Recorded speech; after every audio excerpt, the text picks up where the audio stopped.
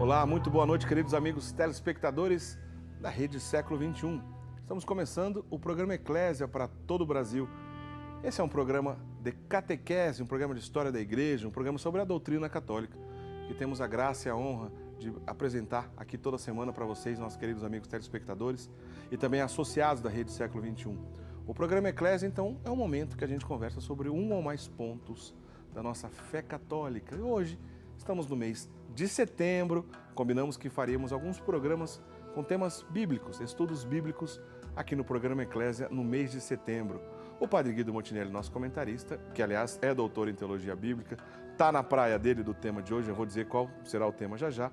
Quero antes dar boa noite ao Padre Guido. Boa noite, Padre Guido. Boa noite, Diácono Eric. Boa noite, prezados amigos telespectadores. Meu grande abraço fraterno para cada um de vocês que está ligado ao nosso programa. Hoje de uma maneira especial para a Dona Fátima, lá de Criciúma, e da família de Dona Zilma, José Benedetti e o Tiago, que não perdem nenhum dos nossos programas. Diácono Eric, como é bom saber que tantas pessoas fazem questão de nos acompanhar, porque é uma catequese.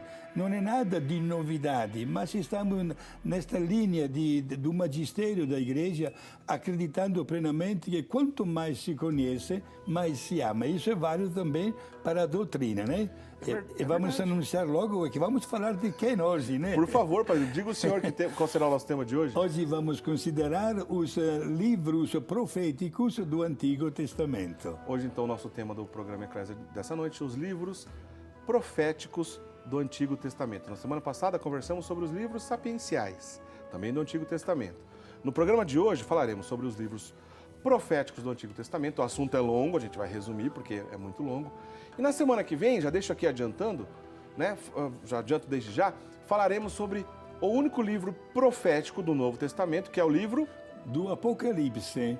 Um livro um pouco misterioso, que inclusive dá até um certo medo para tantas pessoas, mas nada, gente, fiquem tranquilos. Aliás, desde já convido a ter a Bíblia aberta no próximo programa para conhecer a beleza de uma linguagem um pouco diferente, mas que revela a grande vitória do bem sobre o mal. Então, o assunto da semana que vem, o livro profético do Novo Testamento, que é o livro do Apocalipse, e hoje os do Antigo Testamento. Vamos falar sobre os profetas maiores e menores, vamos entender quais são as diferenças entre eles, enfim.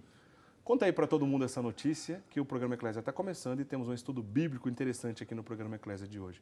Padre Guido, vamos lá começar então toda essa história. Por falar de livros proféticos, vamos entender primeiro o que significa a palavra profeta. Certo, a origem desta palavra é grega. Significa, vem do verbo profemi, significa em português falar em lugar de. Certo. O profeta é aquela pessoa que fala em lugar de Deus. Isto é, Deus manifesta um seu pensamento a uma pessoa e esta pessoa, inspirada por Deus, manifesta o pensamento de Deus usando uma linguagem popular conforme o seu tempo, né? Não esqueçamos, Diácono Eric, que a Bíblia não foi escrita de um dia para o outro e que o arco de tempo que abrange a Bíblia são milhares e milhares de anos. É verdade. Nós podemos dizer assim, Padre, é correto afirmar que seja no Antigo ou no Novo Testamento, existem dois tipos ou duas classificações entre os profetas? Sim. Existe, por exemplo, no Antigo Testamento, digamos logo que existem duas classificações de profetas, um grupo de 6 profetas, que tem até um título de profetas maiores, e um grupo de 12 profetas que são chamados menores. Por que tem essa classificação entre maior e menor? Tem a ver com o grau de importância? Não. Quanto a isso, no Diácono Eric, então, o profeta é profeta, né? Interpreta muito bem o pensamento de Deus e o manifesta. Profeta maior ou profeta menor é devido à quantidade do seu escrito. Por exemplo, o profeta Isaías escreveu 66 capítulos. Ao passo que os profetas menores, todos na base de 3, 4 capítulos. Mas o merecimento é o mesmo, porque o profeta se considera um instrumento nas mãos de Deus para manifestar o pensamento de Deus para o povo. Então, vamos dizer assim, com o tamanho da obra, então, né? Sim, exato. Agora, o que eu estava dizendo em relação ao Novo e ao Antigo Testamento, se é possível a gente botar uma classificação, por exemplo, entre profetas que escreveram algo e outros apenas que ficaram no campo da palavra, da oração. Isso é correto? Sim, é muito bem colocada a sua observação. Seja no Antigo como também no Novo Testamento, nós temos profetas que foram chamados de escritores, porque deixaram por registrado, como também temos profetas oradores. Por exemplo, no Novo Testamento imaginamos João Batista. João Batista não escreveu nada, mas foi um grande profeta que interpretou exatamente a voz de Deus, solicitando as pessoas a mudar um pouco de vida, porque Jesus já estava no meio do povo. No Antigo Testamento também temos Elias, por exemplo, até Eliseu, que falaram tanto para defender o nome de Deus, mas não deixaram nada por escrito. São profetas oradores. Oradores, sim. Agora, anuncio desde já que no Novo Testamento temos somente um livro profético, né? Que é o assunto da semana que vem. Exato, né? como já anunciamos, o livro do Apocalipse, né? Somente um. Ao passo que no Antigo Testamento temos 6 grandes, maiores profetas e 12 menores. Antes ainda, eu queria que o senhor citasse o nome de cada um deles, mas antes dessa citação ainda, só para encerrar a questão aqui da palavra profeta, do entendimento disso. Na verdade, são 2 perguntas. A primeira que eu queria fazer: existem profetas ainda hoje? E se é muito comum as pessoas confundirem a questão da profecia com interpretação do futuro ou previsão do futuro, se está correto pensar dessa maneira? Olha, é bom que todo mundo saiba que, em função do nosso batismo, nós nos tornamos, diante de Deus, reis, sacerdotes e profetas. Certo. Agora, o profeta, a pessoa que fala de Deus na sua vida, há um grande destaque quando uma pessoa recebe também uma ordenação, isto é, uma vocação ministerial, né? Isso tem a ver com o munus do ensino, com a vocação ao ensino também, Padre Guido, ou não? Também. Somos todos nós chamados a defender a verdade, né? Certo. E nós, sobretudo, se não como diácono, eu como sacerdote, está dentro exatamente da nossa identidade profissional, sermos anunciadores da palavra de Deus. Entendi. Inclusive, São Paulo chega até a dizer: ai de mim se não fizer isso. Nós recebemos gratuitamente esta vocação que não é comum e estamos manifestando o seu fruto numa doação total de nós mesmos para que a palavra de Deus seja conhecida e amada. E sobre a questão do futuro, Padre Guido, as pessoas confundem profecia com previsão do futuro. Isso tem alguma relação ou não? Sim, tem alguma relação. Tantas pessoas pensam que ser profeta significa acertar o que vai acontecer. Pode também ser, mas não é a explicação mais profunda. Repito, o profeta é aquela pessoa que fala em lugar de Deus. Portanto, anuncia as coisas presentes. Se nós analisarmos os 18 profetas do Antigo Testamento, nós notamos que quase nenhum deles chegou a acertar ou dizer ou ameaçar coisas futuras, mas era uma maneira de solicitar, digamos assim, uma mudança de vida até radical diante de um comportamento que não era dos melhores. Tá certo.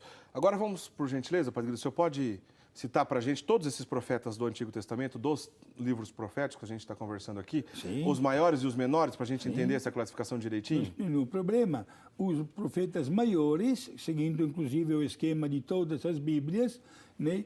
Temos o profeta Isaías, Jeremias, as Lamentações, Baruque, Daniel e Ezequiel. As Lamentações, quem escreveu? Um desses profetas? Lamentações, sim, Jeremias. Jeremias, tá. Na verdade, aproveitaria já para dizer que é um livro só de 4 capítulos, certo? Mas sendo que foi escrito por Jeremias, então está anexado aos grandes profetas. Entendi. Né? Vamos repetir, por favor, os grandes. Então, o Padre Guido está lembrando aqui para a gente. Certo. Dentre os livros proféticos do Antigo Testamento, quais são considerados os profetas maiores? Que ele já explicou que não tem a ver por grau de importância, mas sim por quantidade de produção, vamos dizer assim, né? Por tamanho da obra, né, Padre Guido? Exato. Os maiores, então, são Isaías, Isaías, Jeremias, Lamentações, Baruch, Daniel e Ezequiel. E os menores, Padre Guido? Que são 12. Certo. Né? Nós temos Oseias, Joel, Amós, Abdias, Jonas, Miqueias, Naum, Abacuc, Sofonias, Ageu, Zacarias e Malaquias.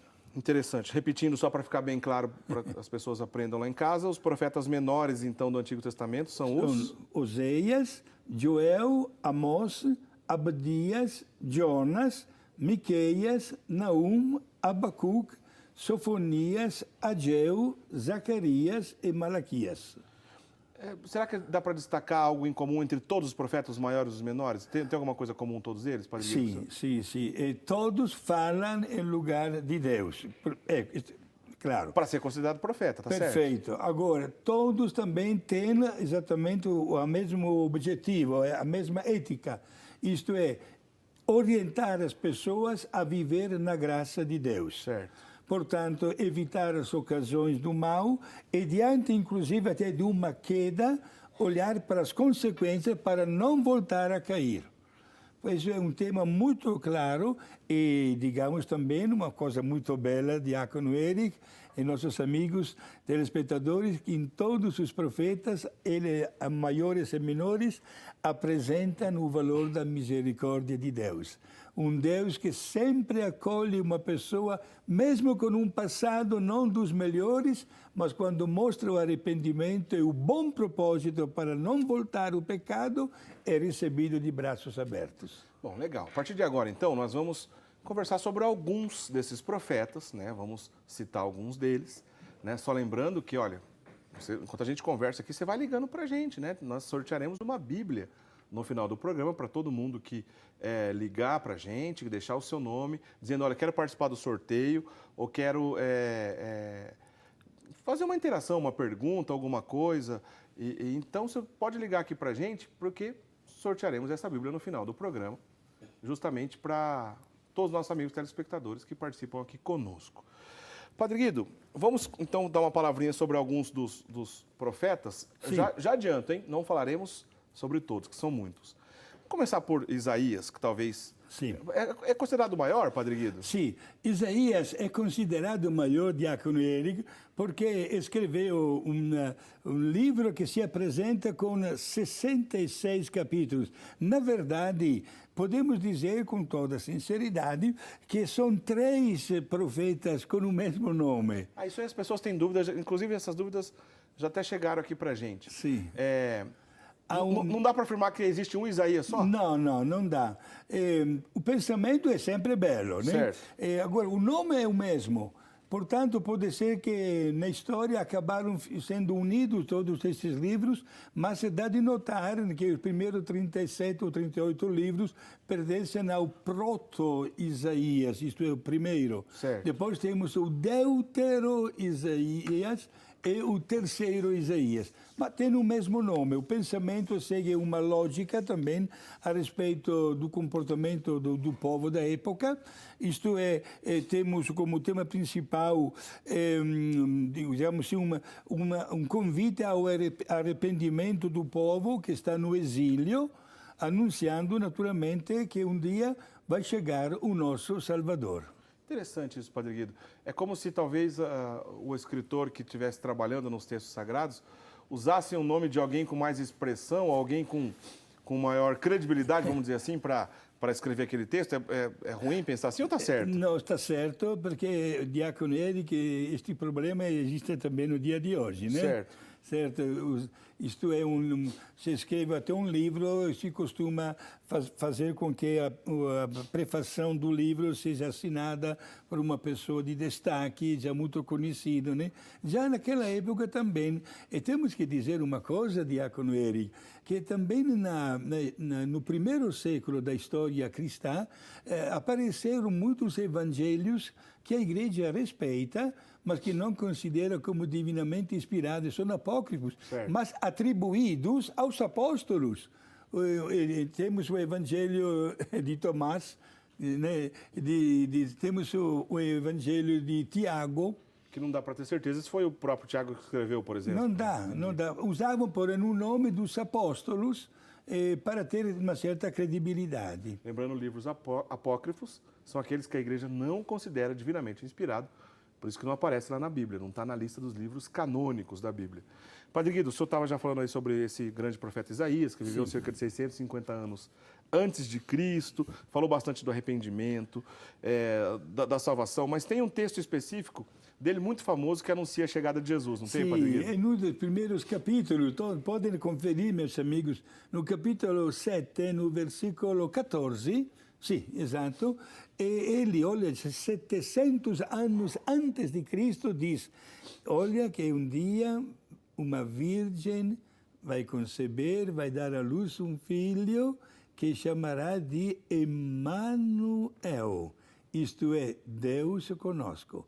O profeta Isaías, 700 anos antes de Jesus, já anuncia a chegada de Jesus através de Maria. Isaías 7, versículo 14. 14, né? sim. Belíssimo esse texto, né? Sim. E Isaías também é lembrado na Semana Santa, né? Sim. Quando a gente vai lembrar dos sofrimentos de Cristo, Isaías está presente lá, né, Padre Guido? Sim. Se nós pegarmos o terceiro Isaías, né, exatamente no capítulo 53, temos páginas que são lidas inteirinhas na liturgia, na solene ação litúrgica da paixão e da morte de Jesus na Sexta-feira Santa, onde fala de Jesus com todo o caminho, digamos assim, do seu sofrimento e do processo sumário, sem nenhuma defesa, até ser eliminado através de uma morte na cruz. Isso é interessante porque esse texto de Isaías, como o senhor bem disse, cerca de 650, 700 anos antes de Cristo, muitas pessoas até hoje que não aceitam Jesus,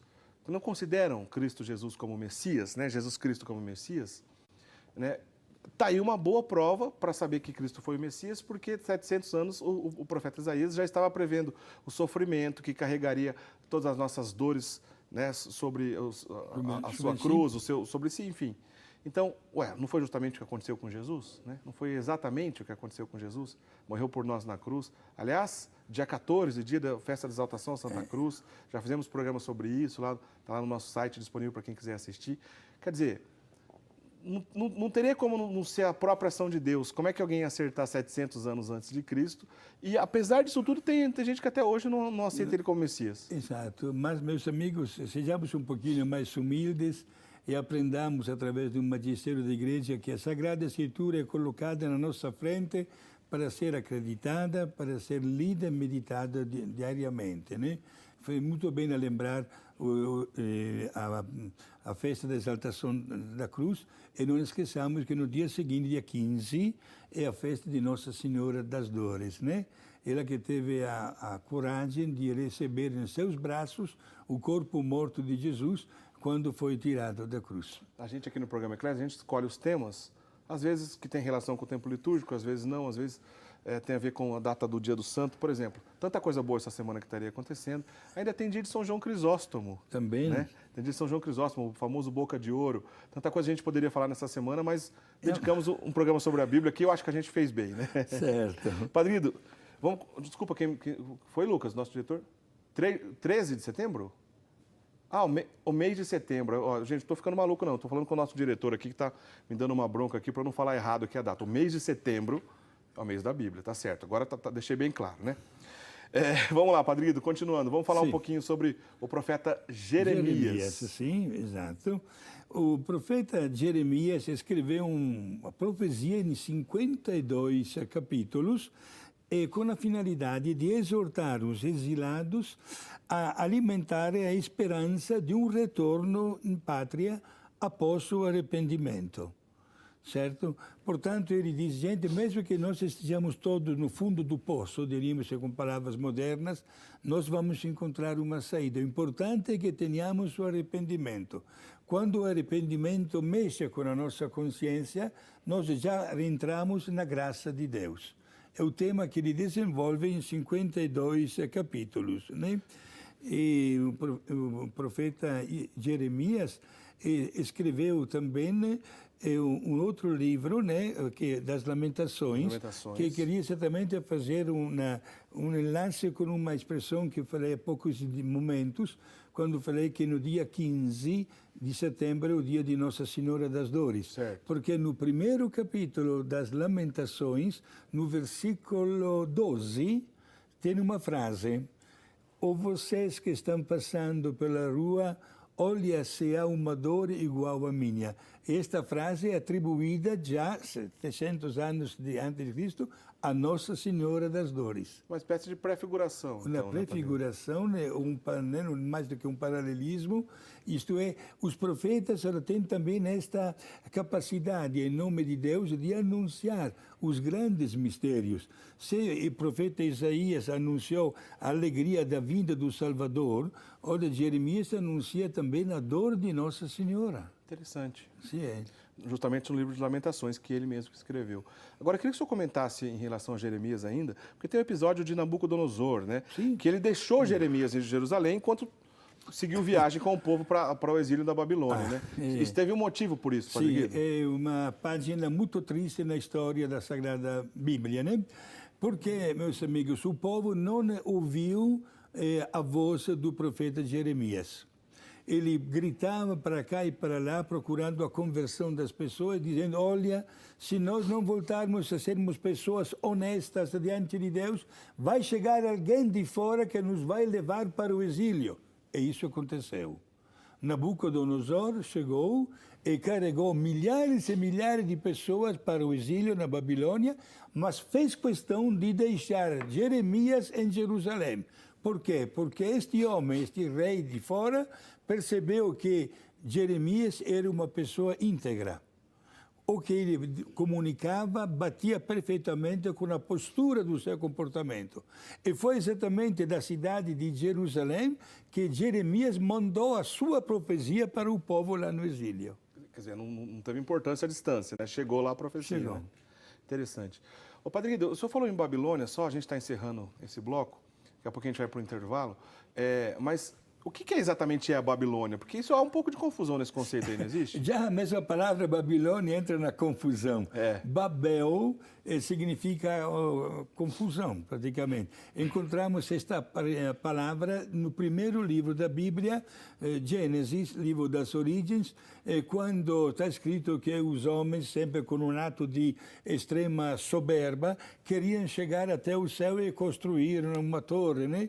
E Deus os castigou com a confusão no Babel do idioma, acabaram não se entendendo mais, e os que falavam o mesmo idioma, mesmo não sendo parentes, acabaram indo para um lugar, outro para outro, foi um castigo, exato. Sempre porque a pessoa humana quis ocupar um lugar que não lhe pertencia. O gravíssimo pecado da soberba, né? E Babilônia, se poderíamos nós identificar este lugar como a antiga Pérsia ou Irã de hoje, praticamente. O antigo reinado persa é o atual Irã, né, Padre Guido? Exato. Foi para lá que foram levados milhares e milhares de pessoas. Agora, Diácono Eric, ficaram de 70 a 90 anos no exílio. Está registrado na Bíblia um pormenor interessante. Quando veio falecer o rei Nabucodonosor, que havia deportado, entre aspas, uma vez que ele mandou o povo sair às pressas de Jerusalém, derrubou completamente o templo de Jerusalém, até, digamos, derrubou o orgulho religioso daquele povo, né? Carregando o ouro, etc. E quando veio falecer Nabucodonosor, quem pegou o lugar dele foi Ciro, o rei Ciro, que o primeiro decreto que ele baixou foi de mandar de volta o povo. E o povo começou, aos poucos, a viagem de retorno para Jerusalém. Certo. E encontraram a cidade completamente destruída no meio do mato. Não sabia mais nem onde que estava o templo, que havia desaparecido. As casas nem se fala, etc. E foi aí, na bela página da Bíblia, que se destaca a pessoa de Esdras e Neemias, que eram como engenheiros, e começaram a reconstruir a cidade de Jerusalém. Só que, Diácono Eric, o povo que morava na Samaria se prontificou... Samaria também, Norte, né? No norte, exato. Se prontificou para ajudar os judeus para reconstruir o templo. E vejam só, minha gente, os judeus não aceitaram a colaboração dos samaritanos. Aí que começa a divisão com os samaritanos? Começou a história exata da divisão e do afastamento. Será o mesmo Jesus, diácono Eric, a dar um basta nisso.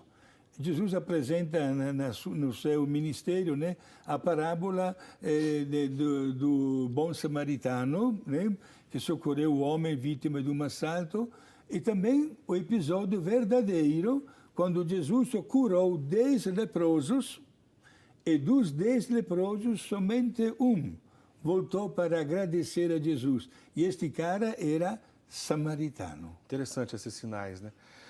Padre Guido, vamos continuar aqui. Só faz um favor, Padre Guido, repete para a gente todos os profetas, os maiores e os menores, para ficar bem claro. Ok, gente, os profetas maiores do Antigo Testamento são Isaías, Jeremias, livro das Lamentações, Baruch, Daniel e Ezequiel. Esses são os maiores. Maiores, tá. Exato. Depois temos 12 profetas menores. Menores porque escreveram menos, né?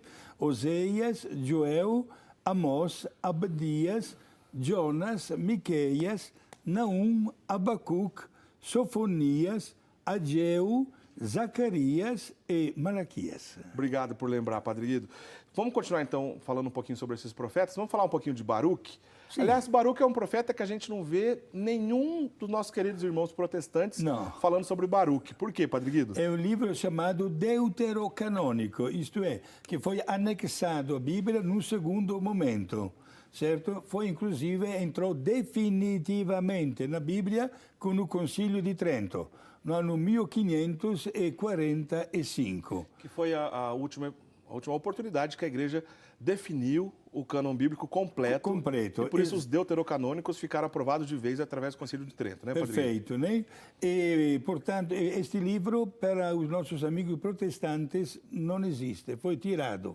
É um daqueles livros que eles retiraram, né? Sim, do profeta Baruch. Tiraram 7 livros, todos os 7 do Antigo Testamento. Certo. O livro de Tobias, o livro de Judite, os 2 livros dos Macabeus, o livro de Baruch, o livro da sabedoria e o livro do Eclesiástico, como nós já vimos no programa passado, né? É verdade. O livro sapiensais, 7. E agora, porém, podemos também dar uma bela notícia, né? Mesmo que já se passaram uns 500 anos do Concílio de Trento, várias edições de Bíblias protestantes estão colocando no índice, na parte final da Bíblia, os 7 livros que eles tiraram, por conhecimento e por cultura, né? Antes tarde do que nunca. Já um grande passo e parabéns, né? Tomara que um dia possam colocar no seu devido lugar. Agora, falando do profeta Baruch, ele era secretário de Jeremias? Sim, exato, ele era secretário de Jeremias e escreveu este livro de 6 capítulos com uma finalidade específica, diácono Eric, né? Isto é, não duvidar do perdão de Deus, mesmo diante do nosso pecado, digamos assim, numa medida fora do comum. Certo. Quer dizer, mesmo por pecados que aparentemente parece que não tem perdão, a misericórdia de Deus pode alcançar, é isso? Exato. E é interessante esta colocação para entender depois a linguagem que centenas de anos depois faria o mesmo Jesus. Jesus muitas vezes falou da necessidade do arrependimento para pedir a misericórdia de Deus, né? Para cancelar o peso do pecado. Mas não esqueçamos uma expressão específica de Jesus a respeito disso, que qualquer forma de pecado será perdoado quando Deus nota nossa boa vontade, né? Menos um. O pecado contra o Espírito Santo. Só aproveita e explica para a gente o que significa essa expressão. Isto é, o pecado contra o Espírito Santo significa colocar um limite à misericórdia de Deus. Caso prático, vem uma pessoa confessar-se e me diz: Padre, o pecado que eu fiz foi tão grave que nem Deus pode perdoar. Este é o pecado contra o Espírito Santo. Porque você está colocando um limite à misericórdia de Deus que, pelo contrário, não tem limites. Por isso, meus amigos, saibamos entender muito bem esta aula que Jesus nos dá com o seu magistério e também estas passagens bíblicas. Olha, estamos 700 anos antes de Cristo e o Baruch já fala, gente, não fique duvidando da misericórdia de Deus. Olha, acabamos de passar um ano inteiro do jubileu extraordinário da misericórdia, né? Portanto, não tenhamos medo de pedir perdão a Deus, Ele nos vai acolher. Interessante. Padre Guido, uma palavrinha sobre Ezequiel. Ezequiel, né? Olha, Ezequiel escreve um livro de 48 capítulos, sim, onde ele apresenta, de uma maneira, usaríamos hoje a palavra virtual, o que vai acontecer quando o povo volta do exílio para novamente morar lá em Jerusalém. Certo. Exato. Então, em primeiro lugar, diz, olha, gente, deve ser uma vida nova. Vocês pagaram muito caro pelo vosso erro. E a vida nova, o entusiasmo, o renovado fervor, como diria hoje também o Papa Santo João Paulo II, vida nova significa o propósito firme de iniciar mesmo uma página diferente da vida. E para mostrar isso, veja só a beleza desta profecia, o Ezequiel, o que ele faz? Vê como uma visão um monte cheio de ossos humanos, amontoados aí, sem vida, naturalmente. E de repente um barulho, todos os ossos começam a se mexer, um vai à procura de outra peça, né? E compõe novamente o corpo humano para dizer a nova vida. Né, para manifestar claramente como deve ser a novidade de um comportamento, não mais baseado no erro que leva para a morte, mas como uma ressurreição. E mais uma coisa interessante em Ezequiel, no primeiro capítulo, pode conferir, há uma visão que ele tem nas nuvens. De repente, as nuvens formam como desenhos, e esses desenhos são os símbolos dos 4 evangelistas. Isso é muito interessante, Padre Guido. Isso pode ser considerado uma pré-figuração desses evangelistas? Sim, não pode. Na verdade, uma pré-figuração da palavra de Deus anunciada por Jesus, naturalmente, para poder ser seguida e colocada em prática. As nuvens formam o desenho, né, de um anjo, símbolo de Mateus. Desculpa, só para ficar bem claro, que capítulo que está isso? Primeiro, no primeiro capítulo. Primeiro capítulo. Quais são os símbolos, então, que o senhor ia dizer? Bom, o símbolo do anjo, que é exatamente o símbolo do Evangelho de Mateus. Certo. Depois temos um leão, que é o símbolo do Evangelho de Marcos. Um touro, que é o símbolo do Evangelho de Lucas. E uma águia, que é o símbolo do Evangelho de João. Interessante. Tudo isso se encontra já no primeiro capítulo do profeta Ezequiel. Que rico, né? Muito rico isso. Muito rico, sim. Padre Guido, bom, vamos aproveitar o tempo ao máximo aqui, né? Vamos já passar para Daniel. O que o senhor tem a nos dizer sobre o profeta Daniel? Daniel escreve um livro de 14 capítulos. Adianto já que algumas páginas estão escritas de uma forma apocalíptica, que será o tema do nosso próximo programa. Mas a finalidade de Daniel é dizer qual é a dinâmica de Deus. Deus usa a pessoa mais fraca para confundir os poderosos. Certo. Nestes 14 capítulos temos várias passagens, né, deste profeta Daniel, que com a sua sabedoria, com a sua profunda humildade, consegue solucionar inúmeros problemas sociais da sua época. Poderíamos também dizer, padre, mas estes problemas, etc., ou como está escrito neste livro, bate 100% com uma história verdadeira? Não.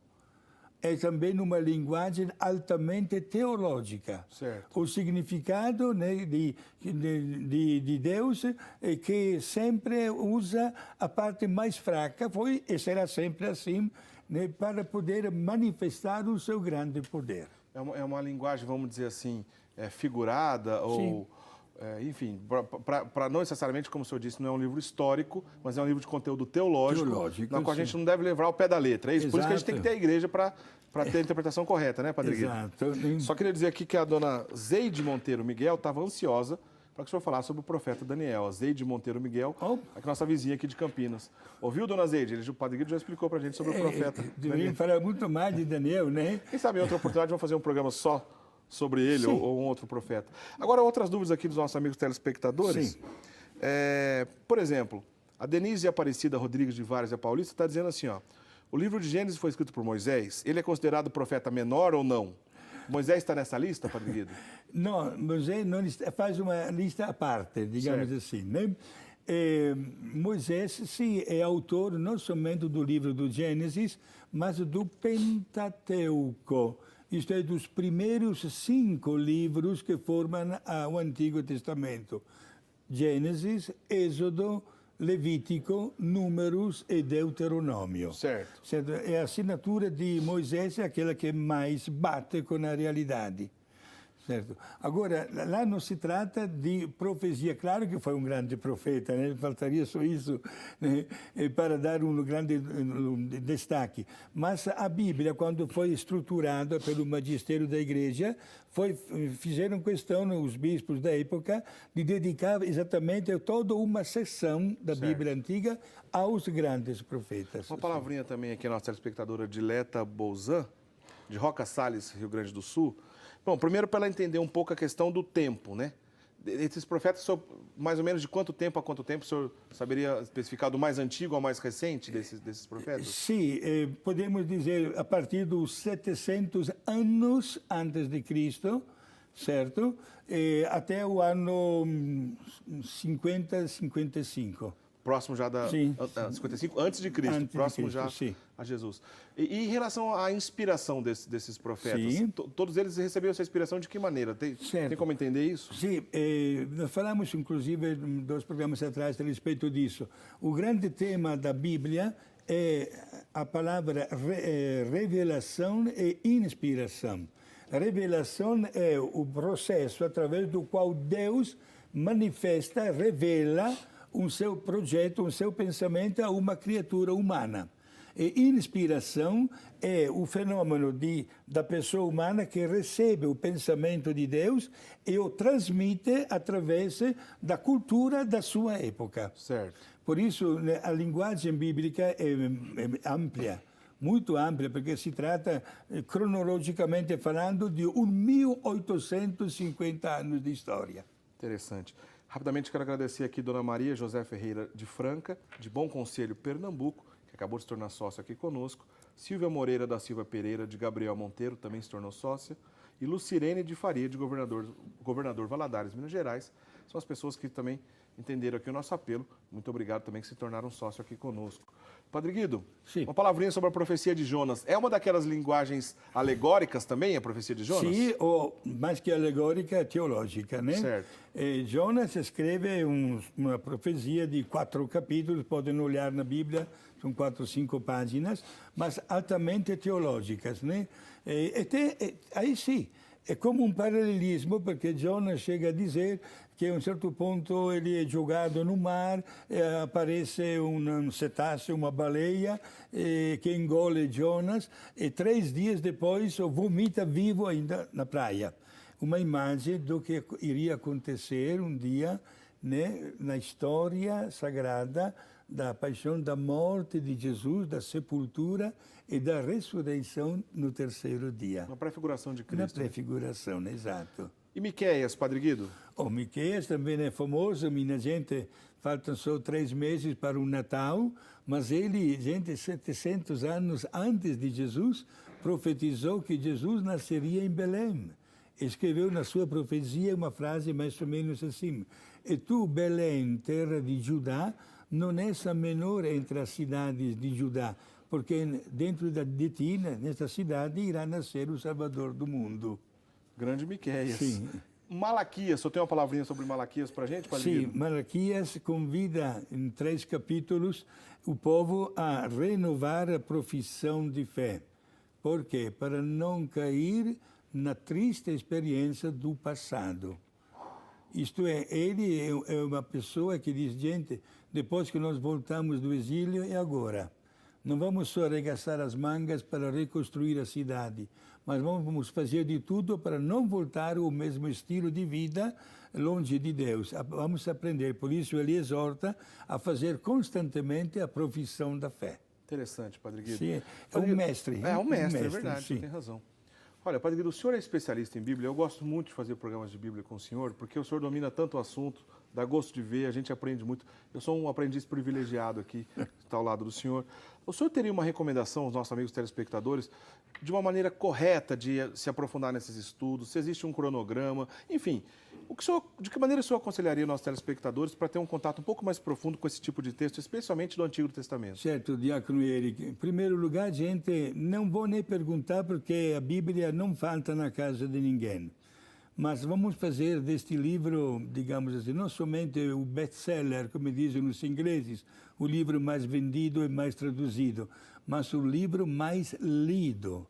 Sobretudo neste mês dedicado à Bíblia, tenhamos um espaço na nossa casa. Vamos abrir este livro diariamente, uma passagem, não custa nada acompanhar ou do Antigo Testamento ou do Novo Testamento, conhecer um pouco mais até a pessoa de Jesus, a dinâmica do seu ensinamento. Vamos fazer de tudo, minha gente, para conhecer. Diante de qualquer dificuldade que existe, são muitas, vamos procurar também quem nos pode ajudar. Não sintamos medo nem vergonha de telefonar para o padre da nossa paróquia diante de algumas dificuldades. Fique tranquilo que o padre nos orienta para que possamos ter plena e total satisfação do conhecimento e do amor que devemos ter para a Bíblia. Padre Guido, eu imagino que muitas pessoas procuram o senhor. Primeiro, que o senhor faz belíssimas catequeses aqui na TV, o senhor tem um trabalho tão interessante, já trabalhou em tantas coisas lindas na igreja, até trabalhando em processo de canonização de 5 candidatos aos altares. E chegaram lá. E chegaram lá, 5 processos de canonização que o senhor trabalhou, entre tantas coisas. Agora, a Bíblia, eu imagino que as pessoas perguntam sempre para o senhor, né? Me tira uma dúvida aqui. Sim, olha, Diácono, muitas pessoas mesmo. Inclusive, também estou dando várias palestras para cá e para lá, e faço questão que todos se sintam um grande amor para a palavra de Deus. Muito bem. Por e-mail, durante a semana, assuntos que não dá tempo de responder aqui, o Padre Guido dá um jeitinho de responder pelo nosso e-mail eclesia@rs21.com.br sobre esse assunto ou outros também que não tem relação com esse tema. Manda que o Padre Guido responde por e-mail. Dá tempo para o senhor nos dar a bênção para encerrar o programa, Padre Guido? Bênção para todos, de maneira especial para as irmãs concepcionistas franciscanas de Piratininga, que estão todas ligadas, toda a comunidade religiosa assistindo os nossos programas. Que legal, Padre Guido. A família de Dona Ladia e Adalberto Gambolonga de Criciúma, também o meu grande abraço. Para todos vocês, prezados amigos telespectadores, olha, semana que vem o livro, não vou dizer o mais difícil, mas talvez não tenha medo, porém, assista porque é importante conhecer o último livro da Bíblia, que é o livro profético do Novo Testamento, o livro do Apocalipse. Para todos, a bênção de Deus Todo-Poderoso, o Pai, o Filho e o Espírito Santo. Amém. Obrigado. Obrigado, Padre Guido. Talvez, não sei se o mais difícil, mas o mais distorcido, com certeza. Né? É o menos lido também. Menos lido. Semana que vem, então, falaremos sobre o livro do Apocalipse. Aqui você não pode perder o Eclésia da semana que vem.